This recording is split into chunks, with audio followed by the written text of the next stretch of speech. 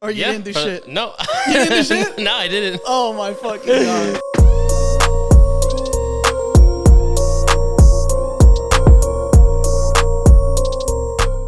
Welcome back to the All Things Basketball Podcast. I'm your host, Vic Lopez, as always. With me today is longtime best friend, Luis Alberto Martinez. What's up, everybody? Is it okay to say the middle name? Yeah, or that's fine. Okay. Yeah. All right, cool. Yeah. We're going to do some fun NBA stuff. It's going to be a little different from all the other pods I've done. This one's going to be more of a casual conversation, so enjoy this one. Let's get right into it. So I got my notes here for the topics. I sent you the list in the text. But before I even do any of that, introduce yourself really quickly. What's your occupation? What's your social? What's your where do you live? What's my four-digit PIN for my debit card? Give the people some background. You know. Born and raised here in Hialeah, pretty much. Okay. And met Victor in Miramar. Okay. We've been friends ever since. Childhood friends. Yeah. Sunset Lakers. Sunset Lakers. Yeah. Ah, man, it brings me back good memories. Yeah. Good memories. You've always been taller than me. Yeah. I'm still. I don't think I ever grew. You guys Let's go to the first topic, Mr. Lewis. Perfect. Dr. Martinez. And this one's going to be a pretty casual one that you hear all the time. Yeah. Current player that you would want to build your team around right now. Right now?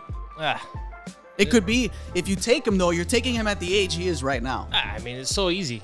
Yeah? On to the Kupo. You take Giannis? Yeah. Okay. Of course. Yeah, I mean, who wouldn't want to play with him? Yeah. He's not selfish, Yeah. right? That's true. It's a good pick. It's a good pick. I love the way he plays. He's going to last a long time. 1,000%. Yeah. I mean, how old is he right now? 28. Yeah, he's 28. So not Luka, not... I like Luka. Okay. There's nothing wrong with Luka. Yeah, nothing wrong with Luka. I mean, come on. That guy's an incredible player, but... Probably the defense is why you would take Giannis too. Like, he's just going to do it all. Yeah, he's going to do it all, and I just think that he's, like, so unselfish that, he doesn't have to take the game-winning shot. Okay. You know? Yeah, I think that's fair. You know me, I've loved Giannis since probably day one. I know. You're the one who told me about him, and I was like, he's going to suck. Yeah, because obviously I wasn't he the looked only really one who thought skinny. that. I wasn't the only one who thought that. Yeah, he was like a high potential pick. You know, Right. pretty raw at the time. But yeah, I think Giannis is a good pick. I would probably, especially after this year, I love Giannis, but if I'm picking a team to build around, what's rough with Giannis is in a tight game, getting a bucket is very tough for Giannis. When the game is tight, when there's seconds left and he can't get to a specific shot and teams just wall off and it gets ugly. It's because of the defensive schemes. Yeah. You know, and then it can get ugly. Yeah. Well, are you talking about strictly in the regular season or in playoffs? Anytime. Yeah, like it really does get ugly at times for him. Yeah. When it's I'm talking about a specific situation where it's like they're down 2 or 3 or it's a tie game and there's like seconds left and you need to get a bucket. It's hard because he is still limited offensively in terms of shooting. So it's like because it takes him a lot to get his shot off. Yeah, and even if he does get it off, it's like his mechanics aren't great. Yeah. I would that's like say he's not a pure shooter. You know, he's not a knockdown shooter. Yeah. But he definitely gets you the bucket in the paint. Yeah. Oh yeah. But obviously, because his first crunch time. In crunch time, it's tough to get there. Yeah, you know, because they're gonna wall that shit off. But I think he still has plenty of time to work on that. Yeah, I mean, like you said, he's 20 years old. Yeah. I mean, he's already a Finals MVP, a Finals champion. Yeah. You know, and that's a lot to say. Yeah. I mean, he took the Milwaukee Bucks to the final. Yeah. And won. And honestly, and he showed up big time in a great fashion. Yeah. I get what you're saying. Like Giannis could do pretty much everything. Yeah. You know, so that's not a bad pick. I'm not surprised you took Giannis. Who would you go with? I would go. He's more limited than Giannis physically, but I would probably go Jokic. To build a team around, because I mean, the thing is he can post up, so we know in crunch time he can get a bucket for himself for sure, creating his shot. Like he has the crazy one-legged fadeaway turnaround. He has a very unorthodox shot. Yeah, but it goes in. It's unblockable. It goes in. So he can post up. He can shoot in the mid range. He can shoot threes. Yes. At the very least, if he does get doubled or tripled or there's a scheme, he can pass and find someone for that. But so I don't know, like he's not gonna do it for you on defense. Yeah. But Yeah. I'm drafting a player, right? Well, he doesn't have to. I mean, you scheme around that, right? Yeah. Or you can sign defensive mind players. I just think obviously Giannis makes everyone's job easier because the opposing teams have to really close in on him when he's down low. But and obviously his teammates will get open looks. But Jokic, like, there's like no scheme to stop Jokic. You know what I'm saying? Like, it really is like, if you're gonna let him one-on-one and just stay on his teammates, he's gonna get buckets one-on-one for sure, even in zone. Because he's a very passive first player, I think. Yeah. He's he definitely wants to get his teammates involved. I don't think he looks for a shot. Yeah. And that's his first option. Yeah. I think that's his second option. Yeah. His first option is always to pass or to move the ball because he understands that the ball's going to eventually come back to him. Yeah. I mean, look what he did with Bruce Brown, you know. Right. Obviously, Christian Brown, rookie. What a great team. Jeff Green, you know, obviously a vet, but like, it's not like, I mean, this was a really good team that he had. For sure. Really good role players. Obviously, Jamal Murray, star next to you. Yeah. But Jokic just like, he can really carve out some offense against any defensive scheme, and that's something that Giannis can do it probably one way, which is drive and kick. Yes. You know, like it's really like, okay, I'm going to get to this spot, and if you double me, all right, I'm kicking it to Chris Middleton, I'm kicking it to Grayson Allen, I'm kicking it to, you know, whoever else. Drew Holiday. Yeah, and if you don't double, I'm just going to put my head down and I'm dunking on. You know what I'm saying? So that's I mean, all he's got to do is take 2 steps anyways. Yeah, I think it's easier to figure out Giannis when you're a team defending him than it is to figure out Jokic. I think it's easier to figure out Giannis. Yeah, I mean, because I think so. Well, also too, I believe that there's more film on Giannis than there is the Joker, and yes, the Joker has more years. You know, he's got like a good amount of years in the league, but not enough tape like in big games for you to really scheme against him. I mean, you also have Murray and everybody else, so it's difficult to defend them. I just think that I think Jokic has the better team. 1,000%. Yeah. You gave that team to Giannis right now, Giannis would have won the finals. I agree with that. I think that's an interesting idea. Like if we put Giannis on the Denver Nuggets, in that kind of, because Giannis is surrounded by shooters. Yes, and he has a shot blocker with Brook Lopez, but he doesn't have a Murray. But with the Nuggets, man, Jamal Murray, you know, as your second option, and then you got Porter. You got Porter, you know, streaky Porter, but he's still really good. Aaron Gordon, backdoor cutting. Aaron Gordon. Yeah. What an unbelievable series, by the way. Yeah. Off topic, but off topic. So you know, I would go Jokic. I don't blame you for going Giannis. Obviously, I've told you many times Giannis was my favorite player in the league. So I get it. So this one's pretty good. I thought about this one because we've always had those like, oh no, he's gonna be really good when he gets to the NBA. What was your worst prediction for a prospect coming into the NBA?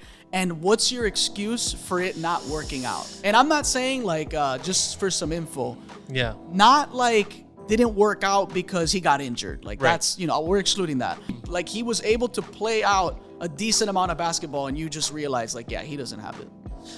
I would probably say, and I think I was so hyped when I told you about him and you're like, no, I don't think so. It was Jimmer Fredette. Oh, that's right. Yeah. But a lot of people. Jimmy. Yeah. And I was like, oh, this guy's going to be Jimmer Fredette. Fredette, man. Yeah. That guy was probably the best college player ever. That you ever seen? Next to Adam Morrison. Okay. And Adam Morrison was unbelievable too. Yeah. When he played for Gonzaga. You were on the Jimmer. But I was on the Jimmer Fredette train. You like Dougie McBuckets too. That was another one. Yeah, Doug McDermott. Doug McDermott, man. Liked him too. He was great shooter, knockdown shooter. Yeah. I mean, he still had a couple. So Jimmer Fredette. So why don't you think it worked out? I just think that he was too small. He was too small. That could be. Once he got to the league, he realized that he had to get his shot over, you know, guys 6'6", 6'7". But he was showing the range. You know, and you're adding wingspan to that too. So it's like, you know, imagine trying to shoot over this new guy. Wembanyama. Yeah, Wembanyama. I mean, the guy blocks the shot. I mean, it doesn't matter how many fakes you do. But where's the excuse for the smaller guards that can shoot threes that are playing? You know, you have like a CJ McCollum, you have Steph. Obviously, Steph is just Steph, but Trae Young. It's probably better just, you know, decision making on the court. Defense too. Yeah. I just think that it never worked for him. That was probably the biggest one was Jimmer. Yeah? Yeah. because when he came out of college, I mean, he was the man. He was shooting from deep. Yeah, I mean, his shots especially during March Madness. I mean, come on. Yeah, the guy had an unbelievable tournament. Yeah. And then, like you said, I could probably even say Adam Morrison too. I'm not gonna lie. I think if Jimmer Fredette came in now, he would be more useful now because of the volume shooting. Correct. And he would have because of the style of play. Yeah, he would have a bigger shot because there's more possessions. For sure. Gets more guns, more bullets in the chamber. Yeah, he would fit right in. He would fit perfect with the Warriors. Yeah. So I would probably blame the timeline he came in. Yeah, because it was a big man game. It was still a big man game. Yeah, it was. I would say at that time when he came in, I think it was more like a power forward game. It was starting to shift. It was Amari Stoudemire. Who else did you have? That was impressive. LaMarcus Aldridge. Yeah. Right. You had guys that were the power forwards. The stretch fours that can shoot that 15-footer. Yeah. And knock it down. 18 around there. Yeah, stretch it out. Yeah. And sometimes even pull for three. Yeah. Which I would say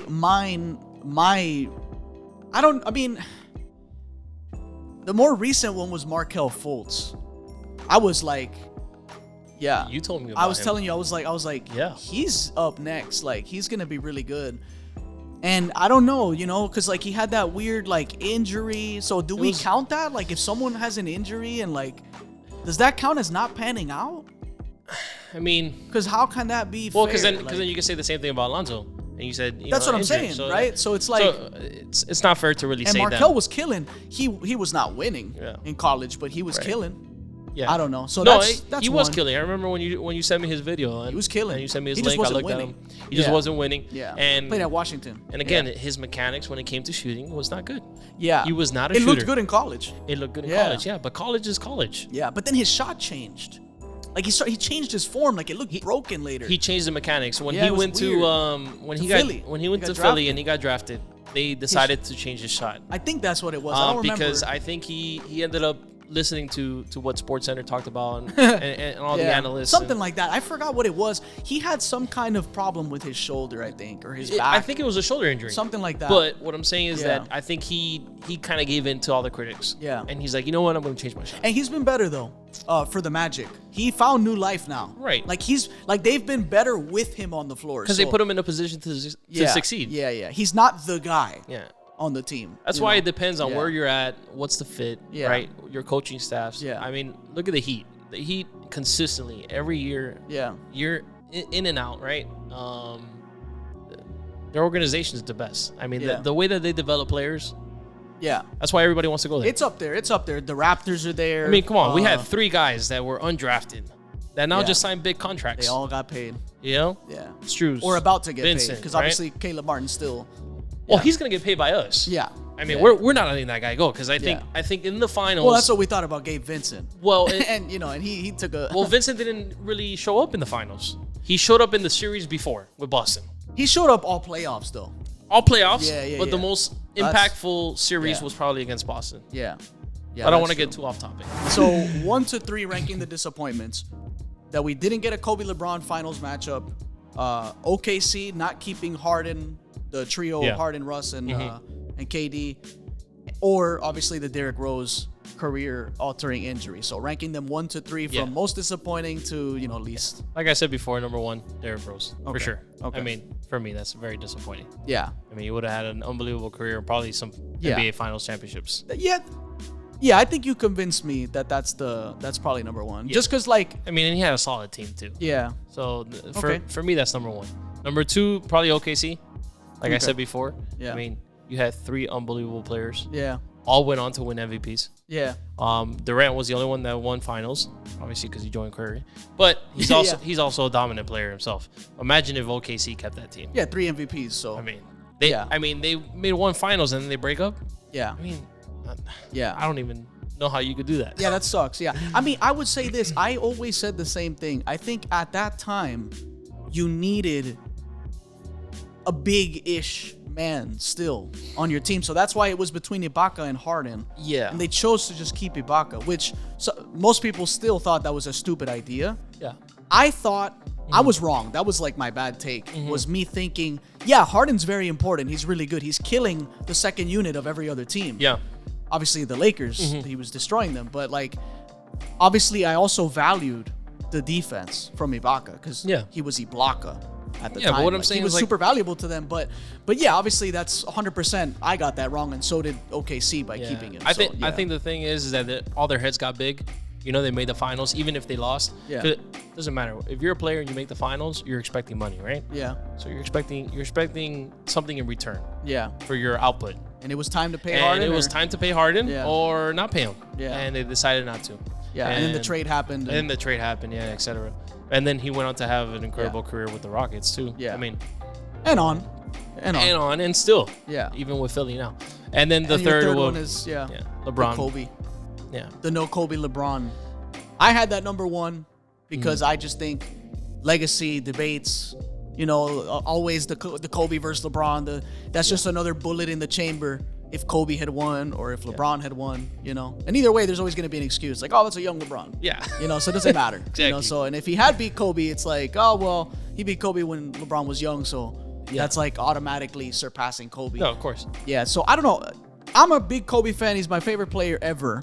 So I hold that number one. I would put the D Rose one next, just because that's like he didn't even get to play his best basketball because of all those injuries after that. He was just playing his best basketball. Yeah. Youngest MVP. So like, yeah, obviously I would put that second, just selfishly because I love historic finals matchups. Yeah. That probably would have been one of the most memorable. You know, for sure. And like you said, like you brought up before, you know, that year then that they lost to the Magic. Yeah. The Cavaliers. They had an opportunity to go to the finals and they didn't. Yeah. And that was probably the only opportunity that they were going to have. Well, it ended up being that way. Okay, so all-time injury draft. This could have done more had they not had so many injuries. Okay. And we're going to pick them. Okay, so you go first. We'll give you the number one overall pick all time. Yeah, well, like we talked about, Brandon Roy, for me. Number one pick? Well, that's the one that I can think of right now. Jesus. Okay, well, I think he lost this draft. I'm going with Grant Hill. Yeah. Number one pick. So I get a mini LeBron. Okay. You know, so you're up next then. All right, so then Derrick Rose. Okay, D Rose. You got D Rose. You got Brandon Roy. So that's a good little backcourt. Yep. Obviously it's still elite. I'm not knocking the pick. It's just goddamn Brandon Roy number one. Jesus Christ. So I got Grant Hill. I'm gonna go. We got a lot of players we can think of. I'm gonna go Anthony Davis. He's always injured? Does that not count? He's always hurt. Like, had he been healthy, are you gonna take it away because it's too overpowered? Like the pick is too good. He's 30. I just think that he's had great seasons. Yeah, but he could have done way more. Yeah, because he's always fucking hurt. Okay, this dude's always hurt. Okay, so let's exclude Anthony Davis then. Okay, but he is 30. That's fair. Yeah. All right, so we'll kick him out. AD, no. All right. I'll go Tracy McGrady. That's a great one. My next pick. So right now I have some size, some versatility. Yeah. I got T-Mac, I got Grant Hill, you got D Rose, Brandon Roy. Who's next? I would say Amari Stoudemire. We talked about. Okay. Yeah. I like that. You got a fast, up and down squad. Those back injuries really killed him, especially when he got to New York. Yeah. I don't think any of our teams are gonna finish a season. I think we're both gonna be, we're gonna be struggling throughout the year. All our players are gonna get hurt, maybe, but for sure. Stoudemire being the first, probably. Yeah, maybe. Well, Brandon Roy with his knees. Or Roy, yeah. And Derrick Rose. Well, yeah. But Brandon Roy was like pretty early on this. Yeah. I like your squad. You got okay. Amari. Yeah, you had to get some size a little bit. So I got T-Mac, Grant Hill. Who else did I pick? Oh, yeah, that's my third guy. It's your third, yeah. Okay, so I got T-Mac, Grant Hill. I'm gonna take the big away from you. I'm gonna take Greg Oden. Okay, so I need a 5. So yeah, no, I'm going Greg Oden. So right. Yeah, we got some good size. Yeah. Grant Hill, T-Mac, Greg Oden. That's a big ass team. Yeah, you know what? Actually, I got a good one too. So go ahead. Yao Ming. Yao Ming. Okay, Yao Ming. Yeah, the broken foot. Yao Ming, the broken foot. Yeah. He was never. He was a problem. He was never the same. But that guy was a problem. Yeah, he was. Even Shaq said it. Yeah, he was a problem. I will say though, he is not gonna have fun on your team.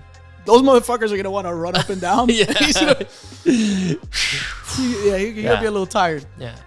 Okay. The good thing is that he's so tall, he takes like 4 steps. He'll get down. Yeah, he's already past half court. Yeah, he was big as hell.